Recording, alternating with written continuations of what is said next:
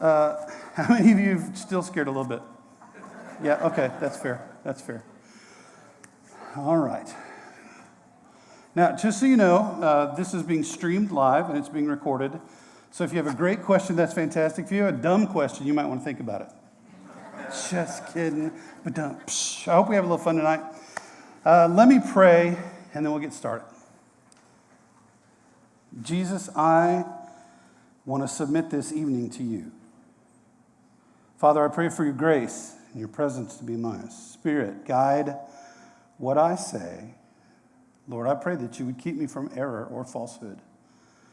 Lord, I do. I pray that you help me. I pray that you give me grace and strength and wisdom that comes from above. Lord, I pray that this is something that is profitable to everybody involved. Lord, I pray for all the tech stuff, the streaming, the recording, all that stuff, God, and I pray for your help with all of that.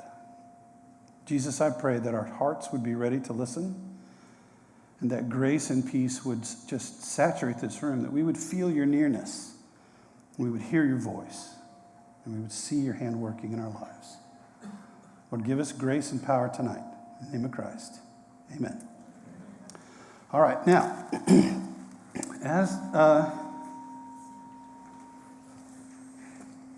the tech thing is, we're working on it. We'll get there? Oh, yeah? Okay. All right. So let me give you a little bit of background about where this particular study came from. The teaching team, of which I am not a part, right? They decided that they wanted to do a full series on Revelation. And as you might guess, with a team-based approach, there was some lively discussion about how to do this. In the end, here's how it came down. I get a text from Pastor Drew. Hey, teaching team is meeting. We're going to do Revelation. I was like, fantastic. That's exciting. And then I get this next text. We're going to do the fun parts. You have to teach a class on all the complicated parts.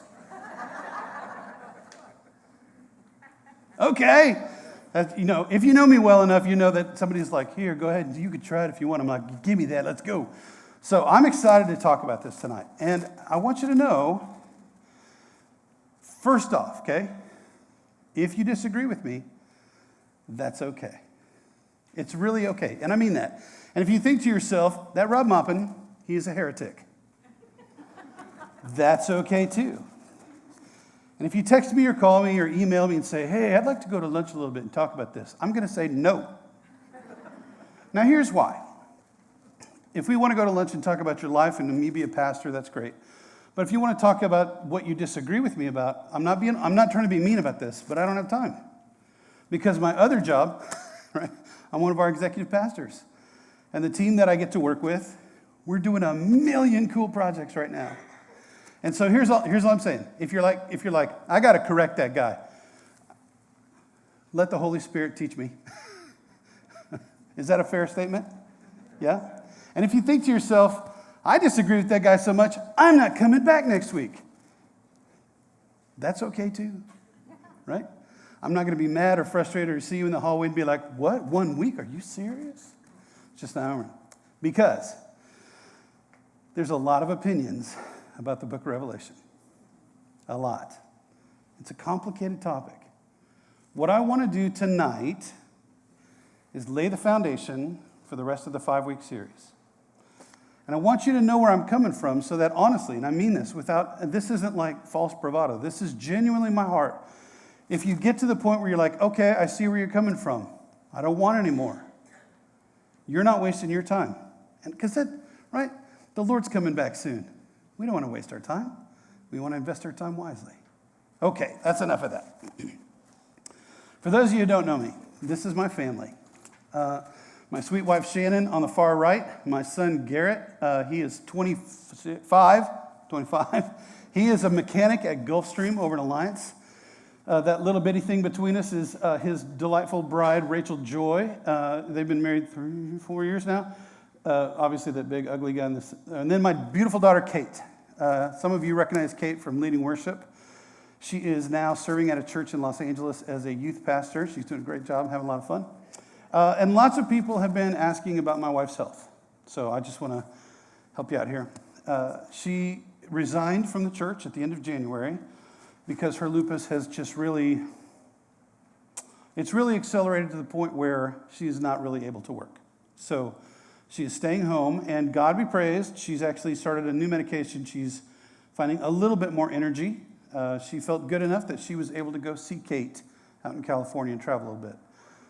What happens is normally she'll have a couple of good days, then she has to sleep for about 48 hours, and then, we're making our progress. But some of you know her story, and I just wanted to give you an update. We're slight improvement, so we praise God for that. I was going to use that picture, but when I tried that on the LED wall at the North Fort Worth building, just about knocked everybody out. It was so bright. Now, I'm going to tell you a little bit about my background, not because I want you to know my story or whatever, but because it has bearing on how I understand the book of Revelation. Okay? So if you can see the border of Nebraska and that little red dot, that is right where I grew up. My house was about 200 to 300 yards from the border of Wyoming on the Nebraska side. Here's an aerial view of it. That's my house. My nearest neighbor, now there are a couple of houses around, but a lot of times people didn't live in them. My nearest neighbor was there.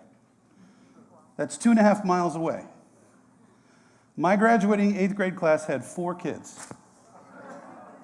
4. My high school class had 32. I had to drive 17 miles to get from my house to school when I went to high school. Now, that's not the first house I grew up in. The first house was a little bit closer to a place called Scotts Bluff, but that's where I spent my teenage years, and that's where I left home from and all that other stuff. Now, I grew up ranching, right? Cowboying, and we did like row crops and farming and stuff like that. And when I was a teenager, I walked away from the Lord with enthusiasm. I really did. I tried to get away from him as much as I could. I pushed very hard into atheism. And by the time I went to college, I had a great experience when I was 18 years old. I met the Lord in a cool experience, and I wanted to go to Bible college. And I went to Ozark Christian College, where Pastor Drew went. And in fact, I was just 3 years behind Pastor Drew at Ozark. And one of the cool things was, while I was there, I actually fell in love with the Bible. And I was like, I want to know the Bible. And that love for the Bible has never left me. It is a, I don't want to use the word burning passion. That sounds really dramatic, but that's pretty close. It every morning, all the time. It's something that I am obsessed with. I love the Bible. When I was a youth pastor for about 9 years, and then my wife and I had a sense of calling to be missionaries, and I went to Wheaton College graduate school, where of course I studied missions in the Bible. But it was different, and this matters to this group. It was different because I started looking at the Bible through eyes other than American eyes, from other cultures. How do they read the Bible? How do they see the Bible? How do people who don't use Western logic read the Bible? And I learned a lot. Was a missionary for 5 years. Some of you have already heard that. And then I was actually a professor for 8 years, where I taught different things. Did my doctorate at Fuller Theological Seminary, and of course, based on leadership, missions, and the Bible. Now, I tell you that because when we talked about how we're going to do this, this was the request from Pastor Drew and the elders, right? This is a divisive type of a study. People can get bent out of shape fast. And so here was the request. They said, Rob, we want you to teach this like a pastor. Now, I want you to sink in for a minute. Okay? I'm not going to tell you who the Antichrist is, although he's in this room right now. Just Man, wouldn't that be weird, though, if that was true? You know, all of a sudden somebody's like, I was there. And you're like, well, okay. I want to teach this like a pastor. And the number one thing that I hear as a pastor is people are afraid of the future. They want to know the answers from the book of Revelation so they don't feel what? Afraid. So here's what I want to do. I'm going to walk through a whole bunch of stuff tonight to set the stage. I'll show you where we're going. All of the notes you can get when you walk in. They are online. If you go to the compass.church /Revelation study. There's notes you can take. You can like do your PDF and do it by typing. There's all the slides are going to be there. So if you're taking notes and I go too fast on a slide, you can have it all. Okay? So don't worry about that. When people talk about Revelation, they tend to have so many questions. What does it mean? Now, last Saturday, I came back to Texas from a trip. And it's, we're in the last 45 minutes, so I decided to get up and stretch my legs and walk around a bit. The guy next to me, he had to go to the restroom, so I was like, well, all right. And I see the guy literally across the aisle from me. He's got a book about Bible study. And it's not like just a little book. It's a big book, and it's thick. And I look over, and, the titles are very scholarly Bible stuff, right? And I was like, oh, hey, man, you working on your MDiv? And he goes, no, I did that a while ago. And it's like, cool, what do you do? And he's like, well, I'm a professor at the Master's Seminary in Santa Clarita, California. I was like, oh, that's cool. Immediately, the guy in front of him pops up, turns around, he goes, you teach at a seminary? I'll tell you what I love. I love the book of Revelation. This is Saturday. This happened. And I was like, whoa, immediately regretting that I said anything. You know what I mean? I was like, oh, gosh. Because, I'm kind of introverted when I'm traveling. And this guy's like, the 22 sons of Jesus that are going before he comes back. It's already happened. We have one left, and any day it's going to happen. We got to save. I was like, oh, wrong choice. So I was like, okay, got to put in my headphones. So on one flight, I had a guy that teaches one of the ways we're going to talk about tonight. He makes his living teaching this. And the seat in front of him, literally, whatever the opposite version of that is, this guy was talking about how passionate he was about Revelation. This is the world you and I are living in this room right here, right? There's 200-ish opinions about how Revelation goes. First question everybody asks me is, when? Well, the other one is always what? It's either when or who, right? Last night I taught this same lesson out at the North Fort Worth campus. And I made one of those comments about, hey, save your questions for later, that kind of thing. As soon as it's over, guy walks up and goes, well, now who do you think the false prophet and the Antichrist are? I wanted to be like, you, but I didn't. Self-control. When is the rapture? When's Christ returning? When is the suffering going to come? When's the end of time? That kind of stuff. The question about when is challenging. Okay? Now, you guys probably, hopefully, Lord willing, you guys all heard Pastor Drew talk about what Jesus said about this. Nobody knows. That doesn't stop us from trying, does it? Now, you don't have to take notes on this if you don't want to, but I just want to show you a little bit about what I'm talking about. In the church father, Augustine, he said, I guarantee the world is going to end in the year 500. Oops. Missed that one by a bit. Pope Sylvester II, which is a great name, right? He was the year 1000. Why? At the end of 1,000 years, right? He's like, duh, right? 1,000 years, millennium, Christ is coming back. John Wesley, a lot of people are surprised by this. He actually had a very specific prediction that it would happen in 1836. I don't know who this guy is, Herbert Armstrong. Man, he was swinging for the fences, right? He's like, now, wait, no, now. No, okay. He did say that Jesus would come before he died, but he died in 1976. So he was pretty earnest about it. Hal Lindsey, anybody ever read that book, Hal Lindsey, The Late Great Planet Earth? Right? He was really confident. And he was like, there's no question. I just graduated high school. So this was right when I was going to Bible college. And there were people, reading it in the dorms and being like, our professors are wrong, we're going to all burn. And they're like, just hold on, it's going to happen any second. That same year, a guy wrote, I'm not joking, this really happened. He wrote a book called 88 Reasons That the World's Going to End in 88. The next year, 89 Reasons Okay, all right, okay. I don't know who this is. Mark Belts, 2015, missed it. I don't know who these people are, unsealed. I just was looking stuff up online, just checking out. 2024, when the big eclipse comes, all right. And some guy named Frank Tipler says 2057 because at that point humans will reach what he calls the singularity, which he declines to define. Okay. Now, here's what I want to do. I want to look at this a little bit different. I honestly don't think the book of Revelation is a calendar. And I'll tell you why here in a minute. I think it is a template and a love letter. Now, if that bugs you to death, wait till the end, right? And don't take me to lunch. Here's the starting point. Remember what Pastor Drew and Pastor Nate have talked about. Jesus said we don't know. All right, here's what I'm hoping for you during the 5 weeks. I really want you to engage with me. Now, the original plan was to have about 20 or 30 people. We'd have tables. I could walk back and forth. We could chit-chat the whole time. And then registration started doing this. And we were like, okay. Clearly, we've hit a nerve. People want to talk about it.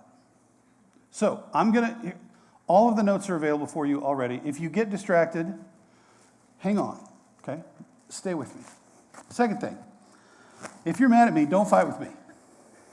And even if you are completely angry about the whole thing, when we get to heaven, you're going to be like, yeah, we both learned a lot. You see what I'm getting at? That really matters because honestly, here, listen, if you disagree with me, it's okay. There are people on staff who disagree with me about this. It's okay. Our whole point about this thing is navigating people to God. Knowledge is helpful. Knowledge is good, right? But knowledge without action is remarkably selfish. Fear is not the goal. We want to keep moving toward hope. And then, of course, everything depends on how we start. The lens with which you use to understand Revelation is how you read everything in the whole book. So, starting well really matters. And this is a big deal. Okay, everybody tracking with me? Feeling good? Nobody mad at me? Too mad yet? Okay.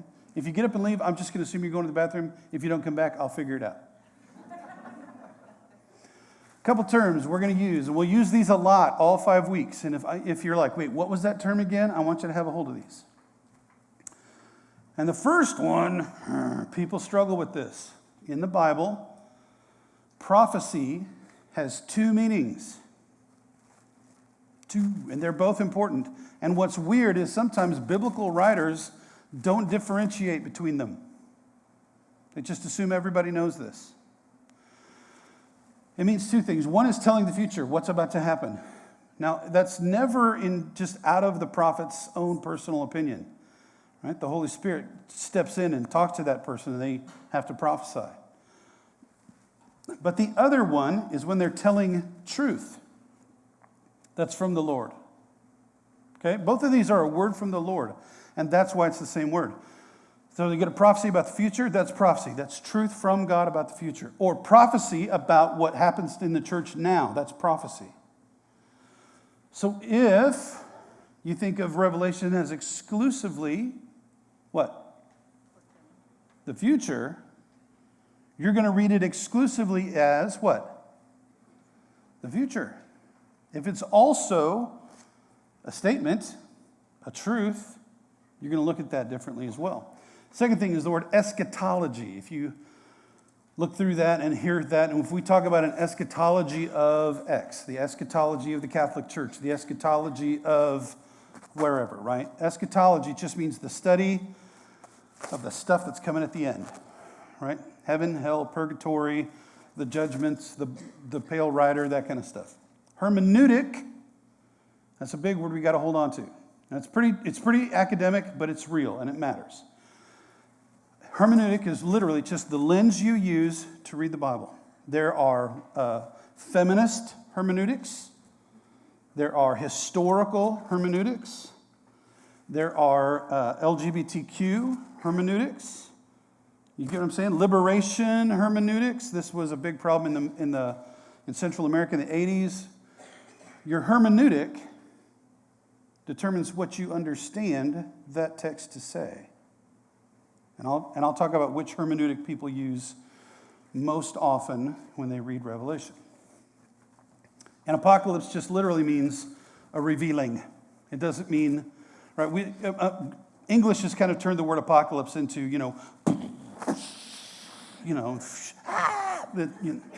right? All it means in Greek is, ta-da! Not joking. That's about as accurate of a translation as you can get. Here you go, right? The curtain pulled back. So, if you ever read a text that says the apocalypse of John, it's not quite as serious as some might make it out to be. Okay, here's my goals. I want you to know something. I approach the Bible with a lot of humility, not because I'm just saying, look how humble I am. I'm really good at it. Okay, I'm not saying that. I have a deep-seated fear of misrepresenting the Lord to people. So I promise I've done my homework. Now I'm not saying I'm right, but I've done my homework. But I really want to come at this with this kind of frame of reference. That I might be wrong, okay? Here's what I'm asking. You ready? You might be wrong too. You get what I'm saying? I really, honestly, we want to look at the Word of God with a sense of humility and say, Lord, be our teacher. Help us understand. We want to use wisdom, we want to have courage and action, and we want to leave the 5-week series with hope. We don't want to leave with fear or anger. So, fear causes people to make terrible decisions, doesn't it? Have you ever done something out of fear that later you regretted super deeply? You just were like, if I just would have waited. Fear makes people crazy. Now, if you think to yourself, oh, that's just a truism, ask the psychologists who are in this room. There's a couple.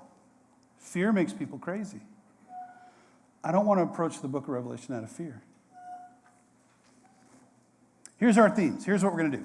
All 5 weeks. Ready? This week, what we're going to do is we're going to talk about all these basics. Just do the introduction, right? Talk about the themes and all the way to look at it. Next week, we're going to talk mostly about chapters 4 and 5. Okay? Because chapters 4 and 5 answer what I think are the burning human questions that are revealed during suffering. Let me say that again. Chapters 4 and 5 reveal those big questions that people have when there is mass levels of suffering. And honestly, it's pretty deep. Week 3, we're going to talk about chapters 6 through 16. Okay? 6 through 16. We're going to talk about a lot about, like, what do those plagues mean and what is that stuff, about. And it's a little complicated, but mostly we're going to focus on our enemy.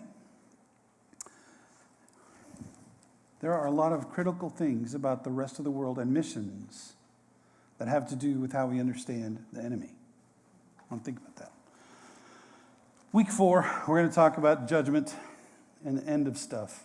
Now, Pastor Drew and all of the teaching team, they're going to do chapters 1 through 3. And here's what we're asking, and we mean this. And this is actually direct from Pastor Drew, and I hope you hear this. We want to see you on Sundays to talk about what they teach about. And then the idea is that hopefully, if I do my job right, what we do in this room will dovetail with what they talk about on Sundays.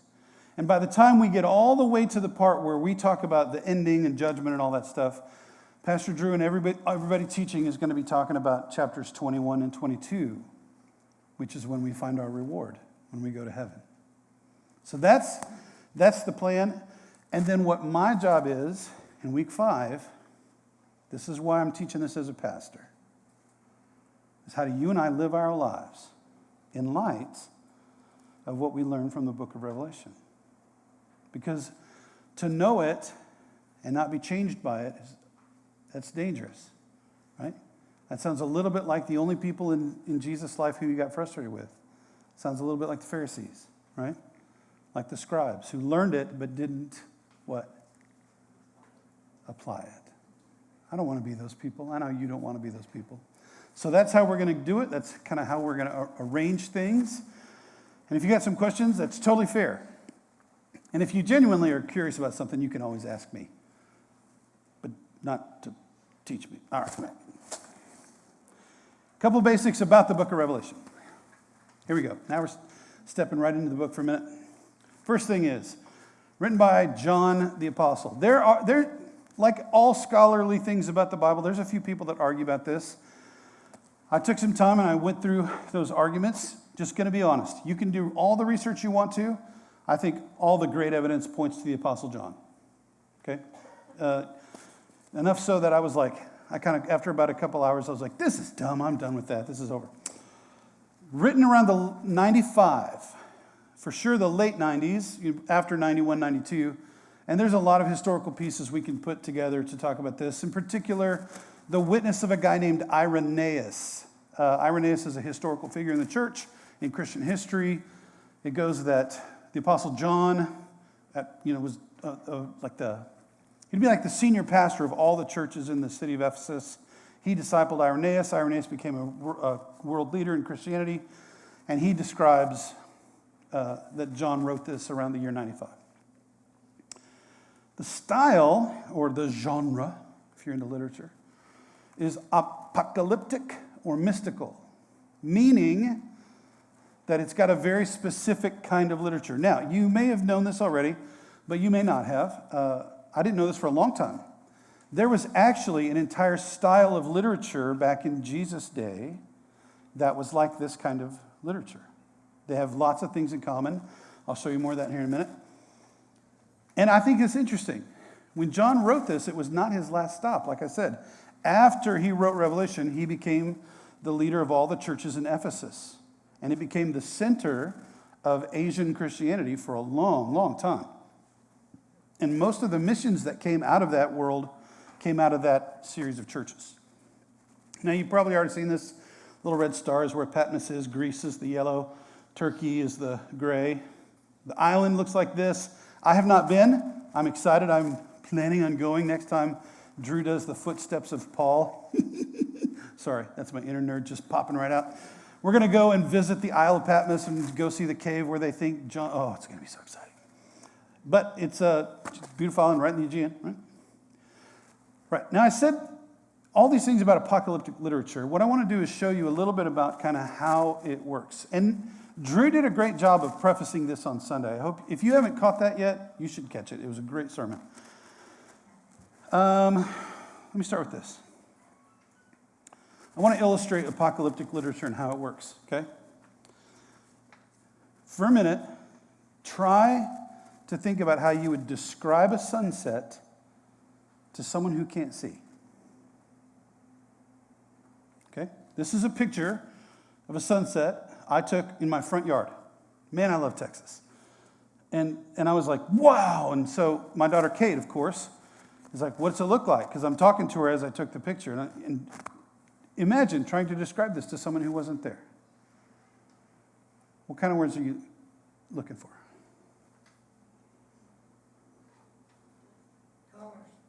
Okay. Looks like the sky's on fire. There's waves of orange that are, hanging down from the sky, interspersed with purple and majestic. It's really hard to describe something that you see, right? And when you try to describe an image to someone who didn't see it, it becomes very confusing, especially if that person has not seen something like it. Here's my best example of that. I was one time on a mission trip in the Dominican Republic, and I was trying to use my Spanish, and for some reason I forgot. I was trying to describe the difference between a cat and a skunk, right, as a joke. I was trying to make this a little humor. I get to this point in my little sermon, I'm trying to get my Spanish to work good, and I just blank out on the word for skunk. Right? I'm like, whoa, it's not fox. It's, it's not the, what is it? And so I start asking my friends who are bilingual, how do you, these are all people from the Dominican. I'm like, how do you say that one thing, the skunk? And they're like, a what? Like a skunk. And they're like, what are you talking about? I'm like, it's like a cat that stinks. They're like, what? Turns out skunks don't live in the Dominican Republic. And here's me. No, it's like, like the cartoon Pepe Le Pew. And they're like, what are you talking about, man? I'm trying to describe something for them that they've never seen.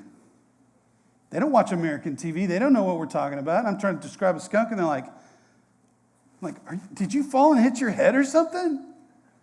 You see what I'm getting at?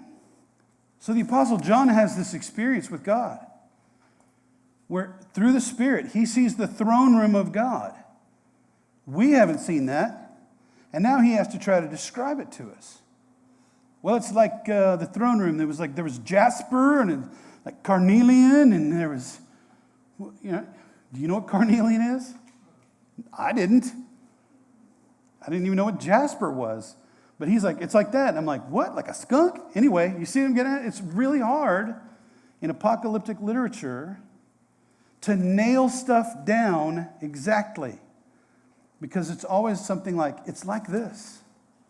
It looks like that. All right, it's a word picture of something seen. Apocalyptic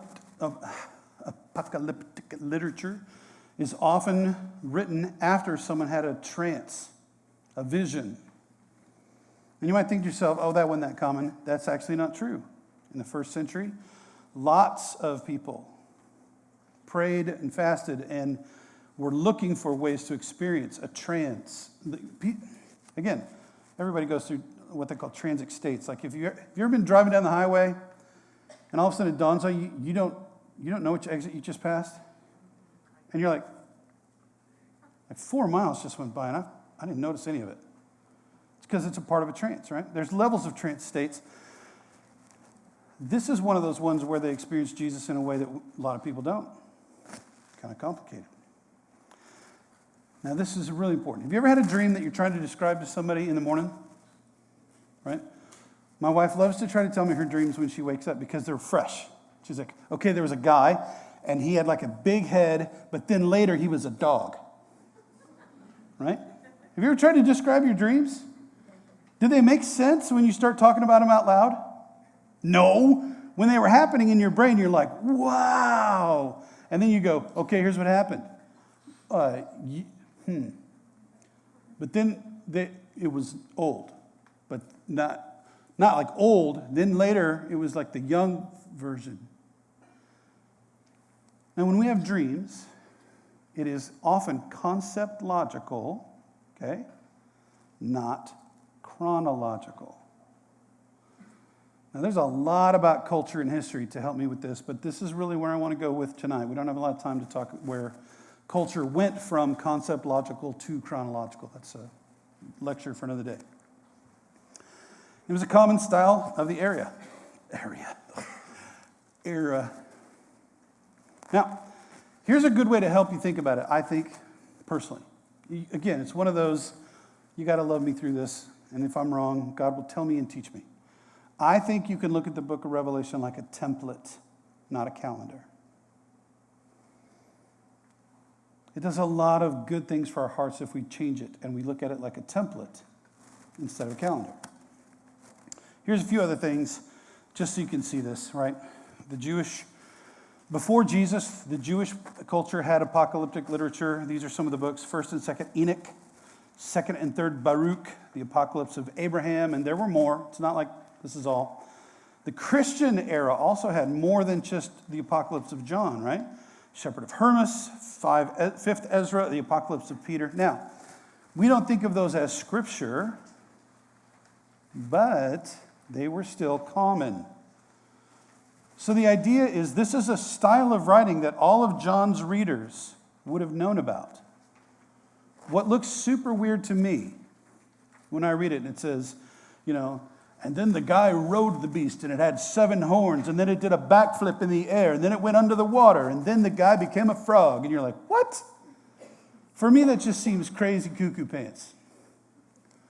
For people who grew up in a world where apocalyptic writing was normal, they all kind of knew the code because they had one. Here's a couple hints. Numbers had very common meanings in all of them. For example, 7 meant complete. Okay? 2 means a valid witness. 3 meant God. And I'll just, if you're trying to keep up, I'll get to all of these in the next coming weeks. I'll list them out for you and stuff like that. Okay, 3 meant God, Trinity, God. 4 was creation. 5 meant what you can hold in your hand, a small amount. 10 meant a little bit more that you could hold in your hand.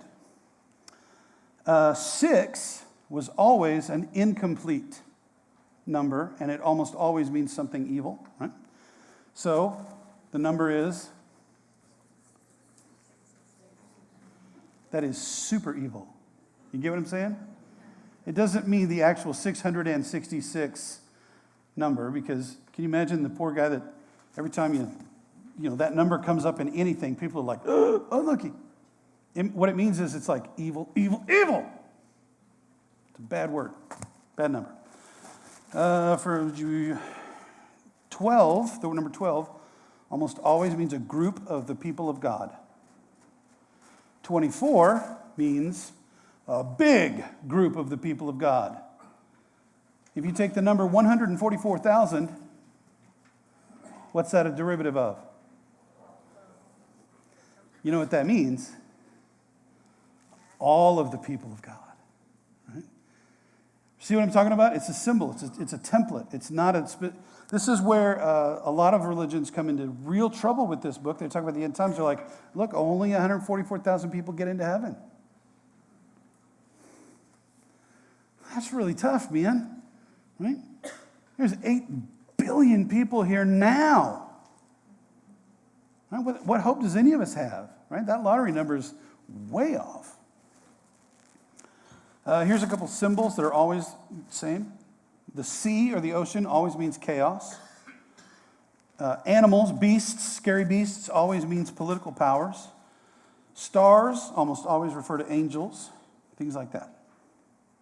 Babylon in that era was always in reference to Rome. Anybody want to guess why? Who destroyed the first temple?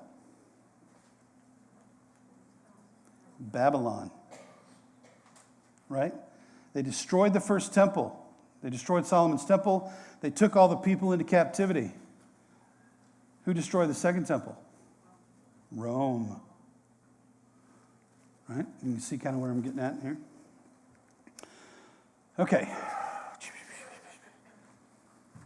I'm just trying to set the stage here. These things get complicated. I see that. And it all depends on where you start. Now, I want to take just a little minute and tell you a little bit why I approach the book of Revelation, why I do. When I lived overseas, that was one thing. But then when I became a missions professor, I traveled all over the world as part of my job. And I would talk to people from all over the world when I was in grad school and doing my doctorate. For example, I had a friend who was from, and I don't want to name the country because I'm not trying to indemnify anybody here, right? And he just said, he's from an Asian country. And we were talking about the book of Revelation. And he said, man, I feel so sorry for you. I'm like, really? Why? He goes, right? You're in the belly of the beast. I go, what are you talking about? He goes, your whole country, right? You guys are the dragon in Revelation. Come again, right? I think maybe it's York. Anyway, right? And there's all kinds of things about the rest of the world. When I lived in Mexico, I had people say, well, New York is clearly the whore of Babylon. Oh, did you know for years, huge swaths of the world thought London was the whore of Babylon? So when other people, now listen, this is why this matters to me, because I have lived other places, because I have worked with other people. Sometimes when people take the book of Revelation, we put ourselves as the center character and we read it as if we're the kind of people that it's written for. When the rest of the world, like people in India, I've talked to people in India who have told me that they see the dragon in Revelation as Pakistan.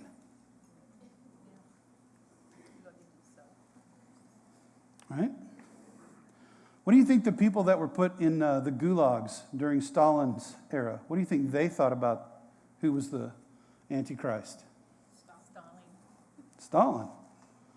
So here's what I'm getting at. If we were the only generation that mattered, we could read it a certain way. But because I've been around enough people that have seen it in a different light, I have been forced to re-look at my presuppositions about the book of Revelation and look at it differently. Now, I am not asking you to buy what I'm selling, okay? If you want to be, when we're done, be like, no, this is who I am, and that's not what you said, okay, great. But I wanted you to hear me say that's why I'm coming at it the way I do, right? I've had to be a pastor to a lot of different people from a lot of different cultures with a lot of different worldviews.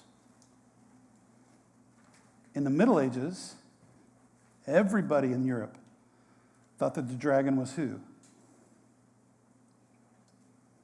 Middle Ages? Who was crouching on? It was Islam, right? The Turks took over Jerusalem. The Crusades. Why do you think the Crusades were such a big deal? They didn't think they were just fighting to get more money. They literally thought they were fighting to help the end of the world. They believed in it so much they were willing to die. Now, again, I'm bringing that up to say, let's you and I do our best to come at this with a little bit of humility and say, maybe we haven't nailed this down yet. Okay. Here's what I'm going to do. I'm going to walk you through the 5 most common views of the book of Revelation. If you notice that the class is supposed to go at least an hour and a half, maybe 2, there's a reason for that. That's a lot, right? We only have 5 weeks.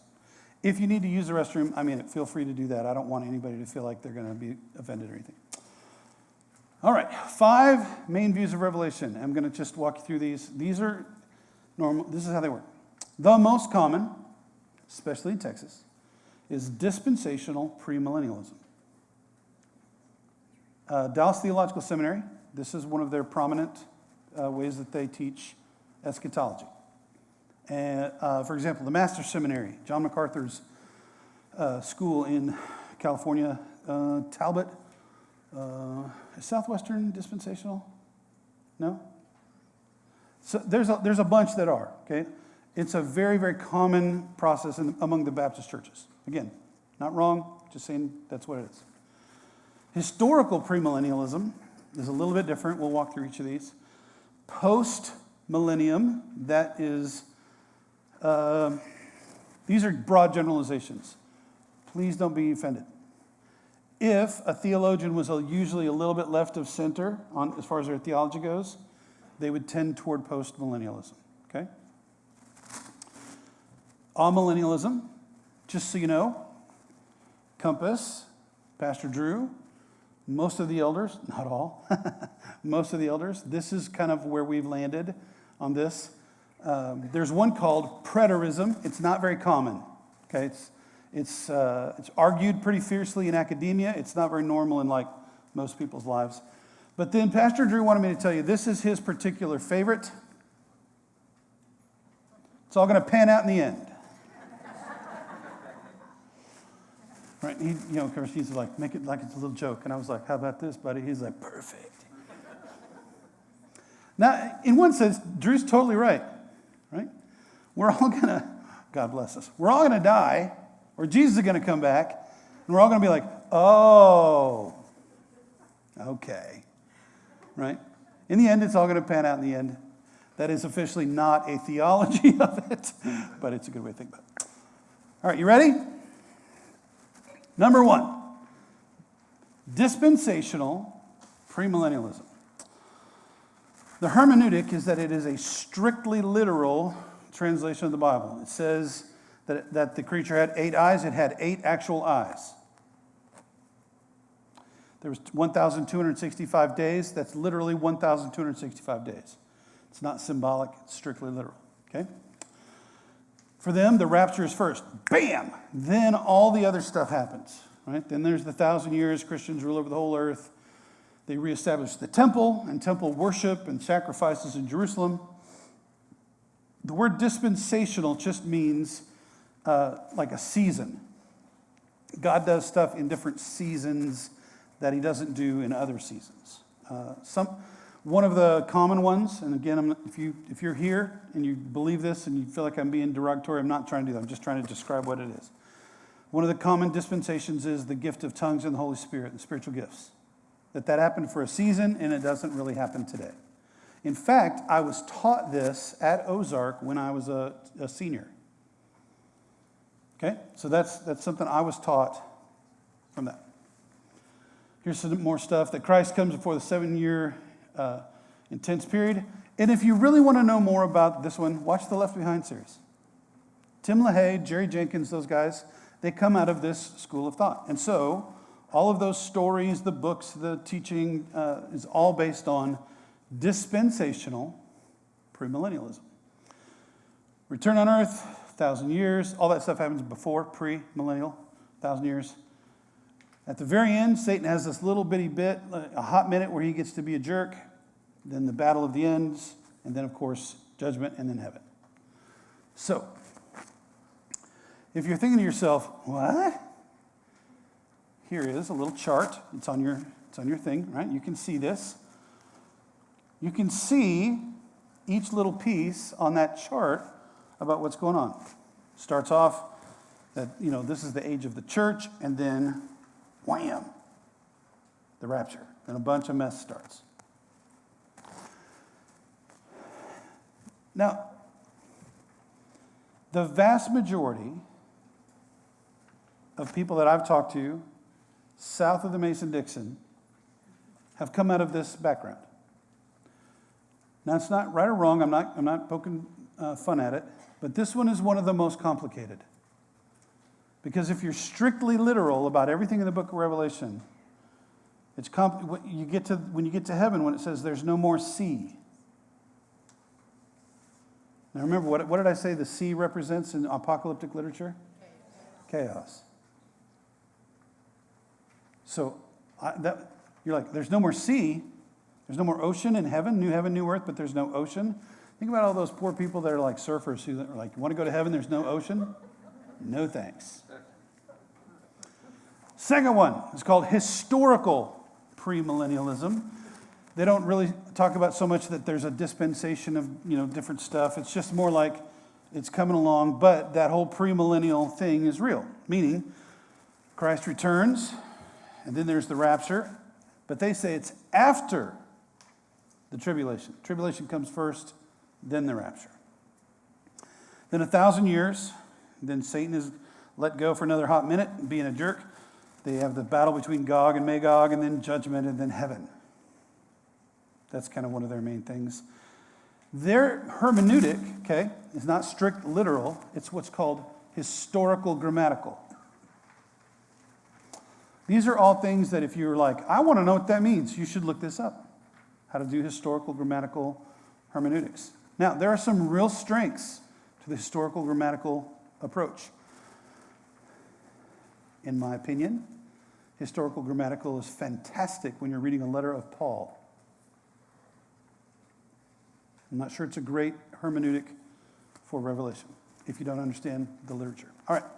Church is the fulfillment of Israel. Israel is restored on earth, temple rebuilt, sacrifice served again. Historic events have to take place. This means this is the one where people are looking to name who and when. Right? How many of you in your lifetime have heard that one of the presidents is the Antichrist? Come on, right?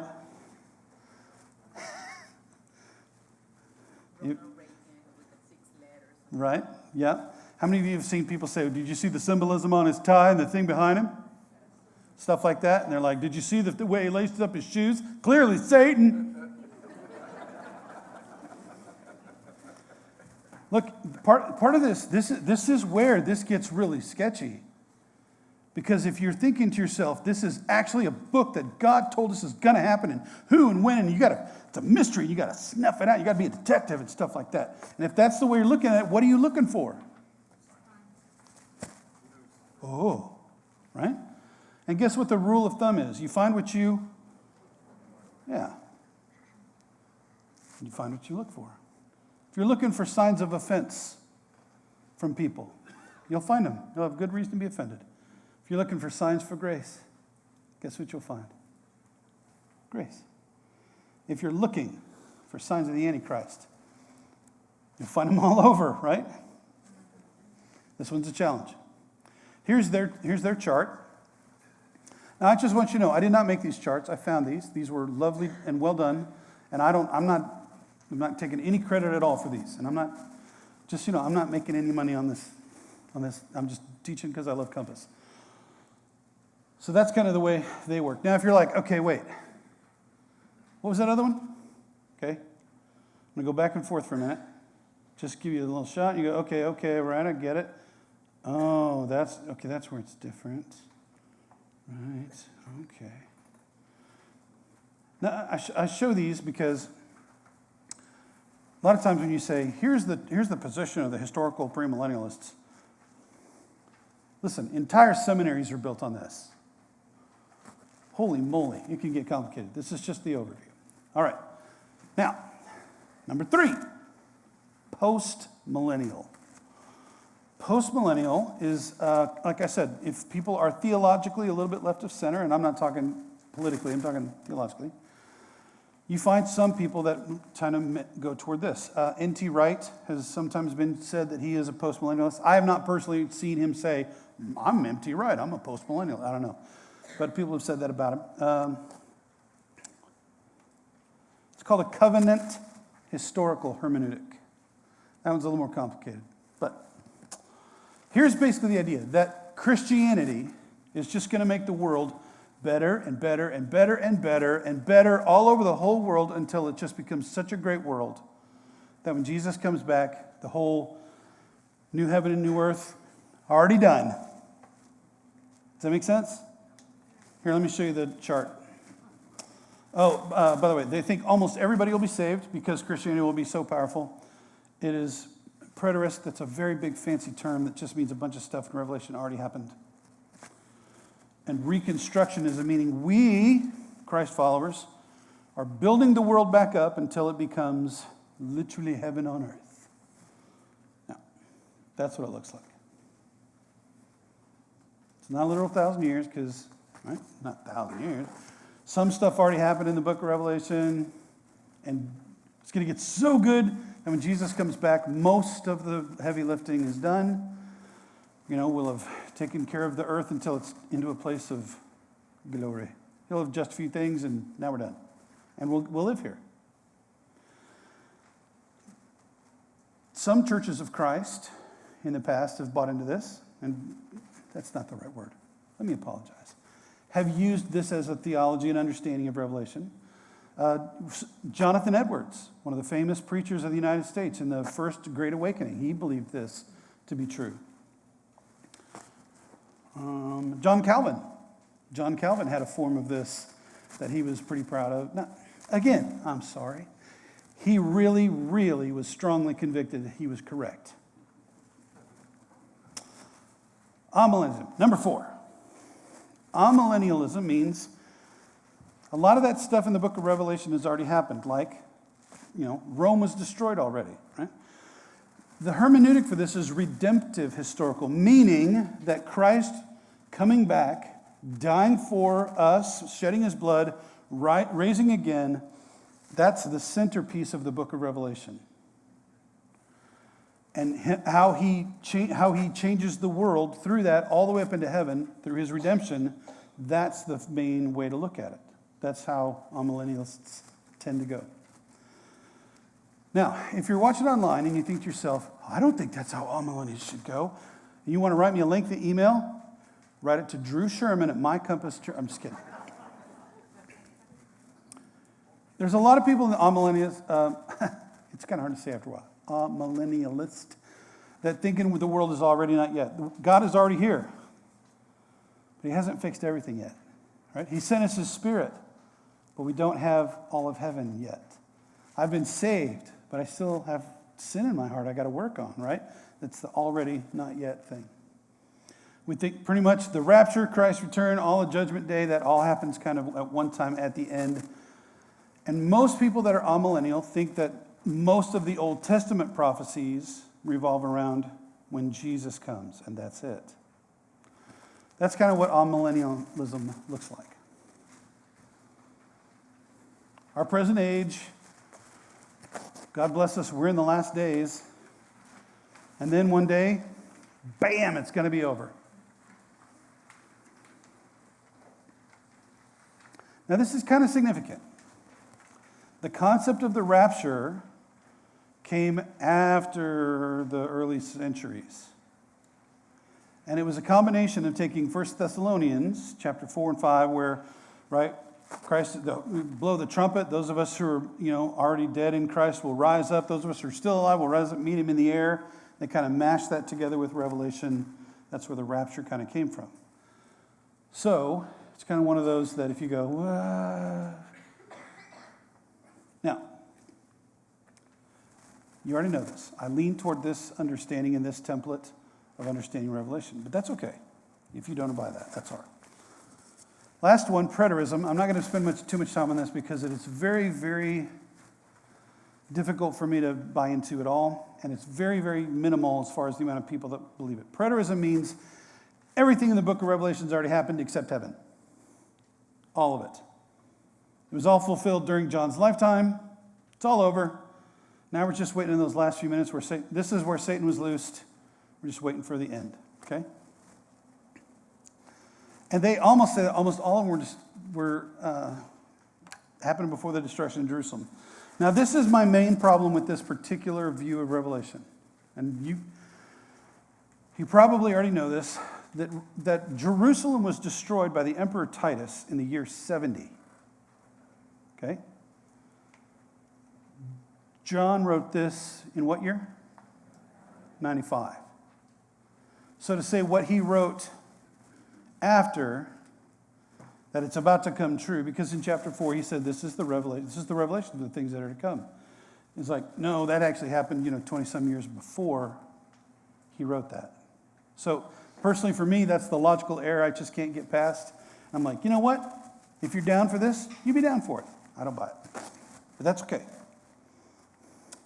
So let me go back over those. Those 5. Those are the main ways that people understand the book of Revelation. In the end, we are going to count on this one. I want you to know something. If I'm wrong about all this, and you go, man, God is going to teach you, I'm okay with that. Because if I'm wrong and God is like, hey, man, you totally missed the mark, I'll be like, oh, man, I'm sorry. Teach me now. I really want that. I do want you to know I got a lot of background and time and experiences that have helped me get to where I am now. And for me personally, this template, this idea that it's a template, not a calendar, it gives me a lot of hope for my friends in India who are suffering. You guys have heard this a million times. Drew's told about that beautiful kids' home in India that we've paid for, right? You guys know this. There's over 170 kids there. All of those kids are blind or deaf or have special needs. All of them were rescued from a trash pile somewhere. We've been twice to visit. When Drew and I go and our wives are with us, here's how it works. We go to the nearest big city, which is about a 4-hour drive, and we stay the night and we wait the next day. We wait and we wait and we wait. And then at the right time, we all get in these cars that are very small and really, really calm in there. And we drive our 4 hours out there and we get there right about sundown. We get out and they're like, hey, everybody. And they have a little parade. And then they hustle us right inside real quick. And we talk to the kids and they do a little, some kids get to volunteer and they do this beautiful thing where they recite their Bible verse. This one little kid who was blind, he was quoting, the teacher stopped him after his 3rd chapter of Psalms. He just kept rolling, man. He was amazing. And he was so excited. It was awesome, right? And then these kids that are deaf are signing these Bible things to us. It's the sweetest thing. And they were like, hey, can we stay and hang out? And our local people are like, nope. And when it's dark, they put us back in the cars and we move out. I asked the area director. His name is Papu. He's become a good friend. I said, Papu, I'm not trying to say we should have done anything different, but tell me why. And he said, well, this children's home is in an area that is highly persecuted. He said the Hindu extremists hate everything Christian. If they were to see you from America come and be with these kids, there would be a day when a huge mob of people would come and kill them all.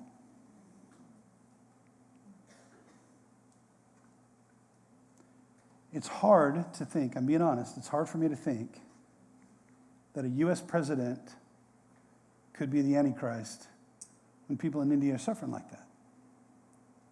It's hard to think we're that big of a deal in the Lord's eyes. You see what I'm getting at? The template idea solves that for me.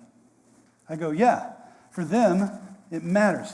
For the people who were under Stalin's oppression, you read the Revelation, you go, yeah, because the end, guess who wins? We do, right? And how much do we win? All of it, right? And how bad does the devil lose? The worst way possible. And every chance to have for justice for the broken happens at the end. Every chance for life for the righteous happens at the end. The people who were truly good get what they deserve at the end. The people that were truly bad, what? Get what they deserve. So if you read the book of Revelation like a calendar, it's okay. You're not sinful. But you become a very short, minor part of all of Christian history. I think it's bigger than that. And I hope that's helpful. All right, let me keep going. You get to decide. That's the great part about this. You can be like, Pastor Rob, you're a knucklehead. You would be 70% right about basically some of my life. Yeah, okay. My wife would be like, he kind of is a knucklehead sometimes.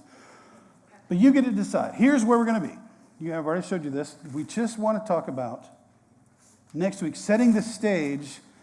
If we're looking at it like a template, setting the stage is this great part. And it's, man, the poetry, the power that comes through chapters 4 and 5, unbelievable.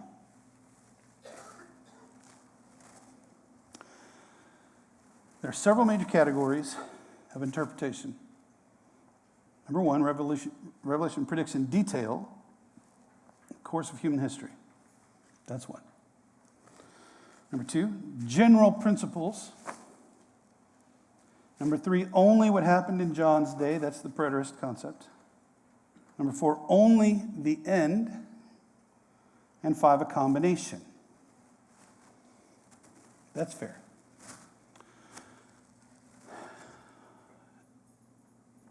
What's great about the church that we are part of, Compass is one of those places where, and you guys have heard Drew say this, you don't have to believe exactly like we do to belong. Isn't that lovely?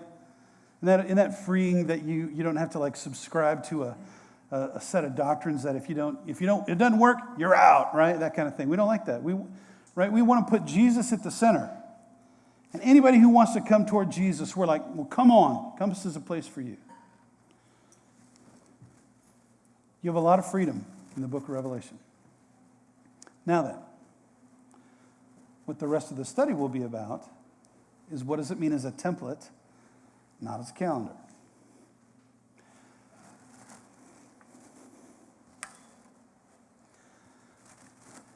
I heard a great phrase the other day. And it was from a guy who's been a pastor for about 30 years. And he's gone through some really hard times. And he's been a pastor of some really challenging churches. And he lives in California where there's a lot of people that know him that hate him because he's a Christian.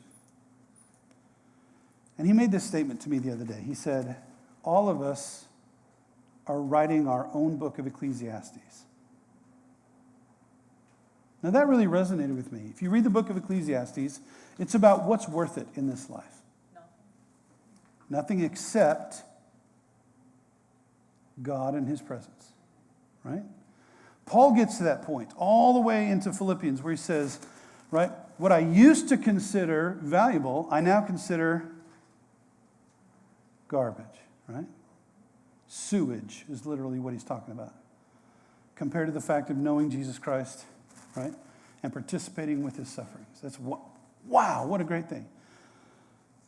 One of the things that we are tempted to do as people is put ourselves and our culture into the center of the book of Revelation. And we see there's a lot of people that truly believe, and I mean this. I've been in classes where this was taught, that the United States church is the new Israel. I got issues with that. Partly because I've lived overseas and partly because I've spent a lot of time with Christians who've lived other places who are so dedicated and daring and courageous and have suffered so deeply. One of my acquaintance friends just last week, he's a missionary in North Africa, been there for over 30 years. 30 years. Last week, taken into captivity by the government for proselytizing, and they are beating the stink out of him. And the church that he started, guess what happened to all of them? They just disappeared. They're either underground or they're dead. How would it feel to them if we think that we're the center of the story? Now, I'm saying that as a pastor, right? Because if we take ourselves out of the story, what we do is we unite ourselves with the global church. And not just the global church now, right? The global church for all of history.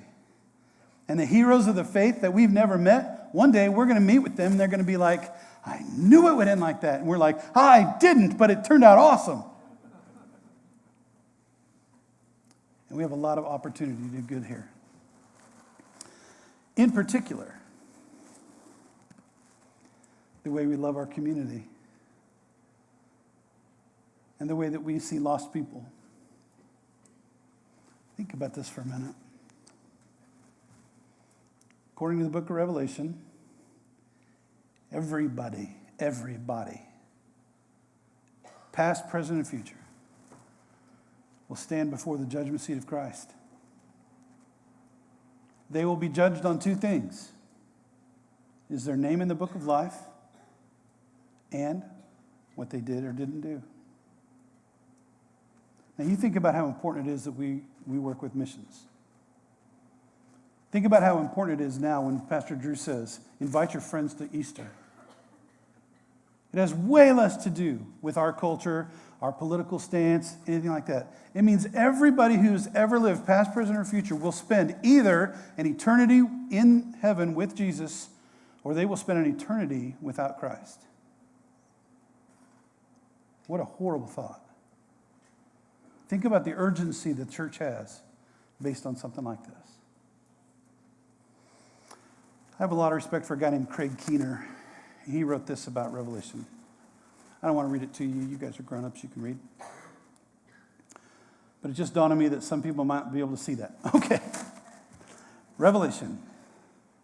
It provides an eternal perspective by emphasizing such themes as the antagonism of the world in rebellion against God toward a church obedient to God's will. The unity of the church's worship with heaven's worship. That victory depends on Christ's finished work, not on human circumstances. That Christians must be ready to face death for Christ's honor. That representatives of every people will ultimately stand before his throne.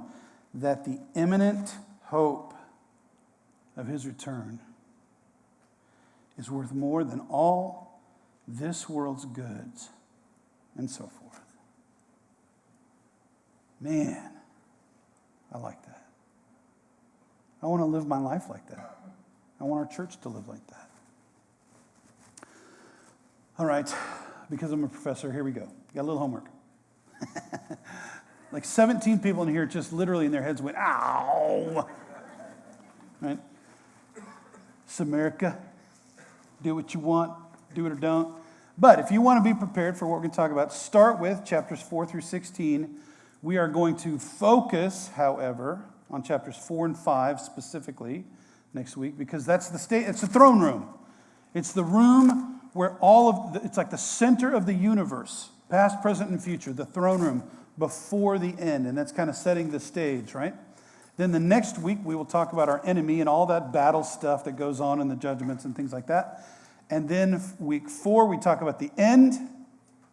Week 5, we talk about how does this matter for the church. Now, I've taught a lot of different series at a lot of different places. The norm is first night, wow. Second night, a little less. By week 5, when it's talking about putting pedal to the metal, right? Crickets. Now, I'm not saying you should or shouldn't do that. But here's what I'm hoping, okay? My heart. My heart is that when we get to the end of the book of Revelation, that it makes us want to love God more and worship with more passion and tell more people about Jesus. Because we already read the end of the book. We got to see the end of the story, right? We win. I don't have to worry about it. You don't have to worry about it. But when we put it into practice, then we're a force. And that's how I'm wired. I appreciate you coming.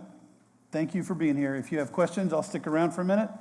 If you want to tell me I'm wrong, I'll be in that corner. Just kidding. I'm happy to talk to you. Thank you for being here. See you next week at 6:30.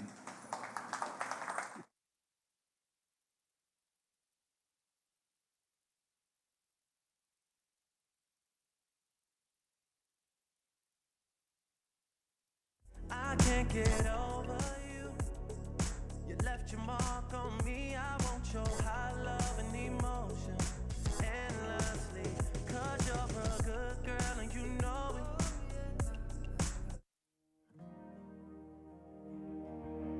Today, I look up to the sky and say, you're beautiful.